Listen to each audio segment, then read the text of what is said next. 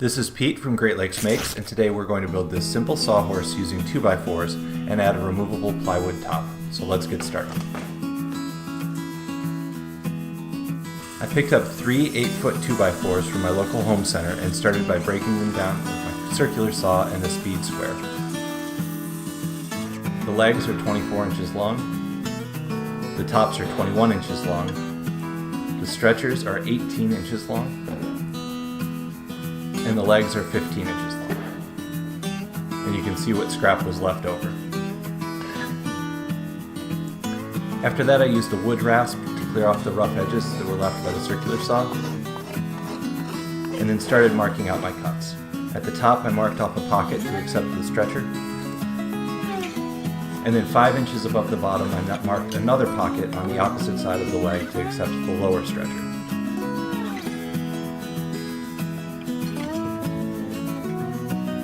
I marked off my waist so I didn't cut the wrong parts, and you can see how the stretchers will nest into the legs to make a stronger joint. With my cuts marked, I moved over to the bandsaw to cut them out. You don't have to use a bandsaw here. A handsaw will work, even a circular saw, jigsaw, or a reciprocating saw, kind of whatever you have available. Then I flipped the part over and started cutting out the lower pocket. Again, you could use a handsaw and a chisel here, but I found it good practice to cut out a pocket, roughing it out, and clearing the waste using the bandsaw. With the waste removed, if you've made nice tight cuts, you shouldn't even need any clamps to hold the pieces together. But check them for square and then clamp them down to a work surface.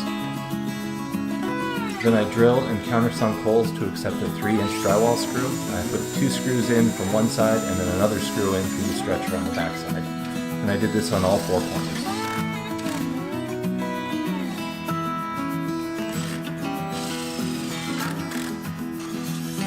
Moving over to the sheet goods, I stacked up my 2 half-inch thick pieces of plywood and cut off a 3-inch strip so that I had a 21-inch wide piece and 2 3-inch wide pieces.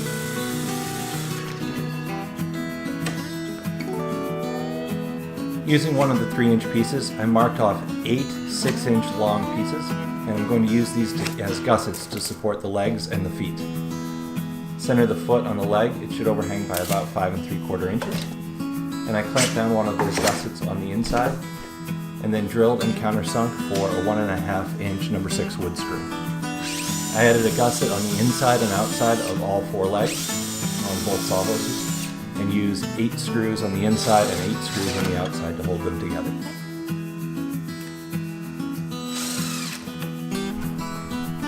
You could also use pocket screws or toenail them together, but when you're done, put the sawhorse on the ground. And here I deviated a little bit from my original design, and instead of having the top overhang on both sides, I slid it all the way to one so that I had a flat surface on the one side to be able to clamp a board for edge work. I clamped the top in place and then countersunk and drilled holes to accept a 3-inch long drywall screw. I put 2 holes in each leg and 3 holes across the stretcher.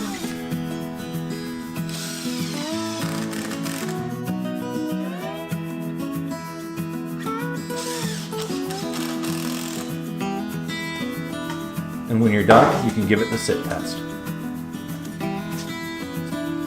Picking up the other 3-inch long strip, I marked that against the remaining 21-inch wide piece of my plywood, and then cut those off to use as guides for clamping the top down to the surface.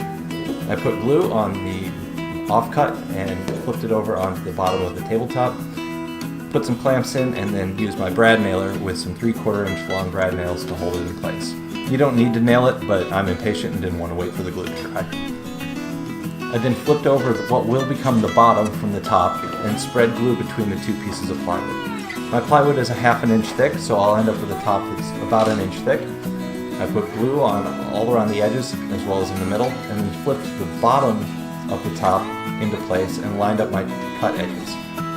I then put clamps in all 4 corners, and honestly speaking, you could have used some more clamps, especially if your plywood is warped. And then I went around with my brad nailer and nailed them together.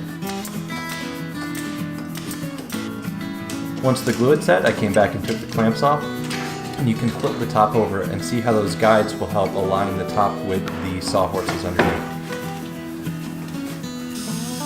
Then I took a 1/2-inch Forstner bit and drilled through one of the thicknesses of plywood, and then cleared out that hole all the way through the plywood and the sawhorse below with a 1/4-inch drill bit.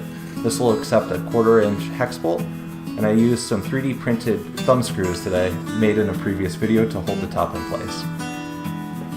I hope you enjoyed this video and learned something, and it's just time to give it a sit test. Thanks for watching, and we'll see you next time.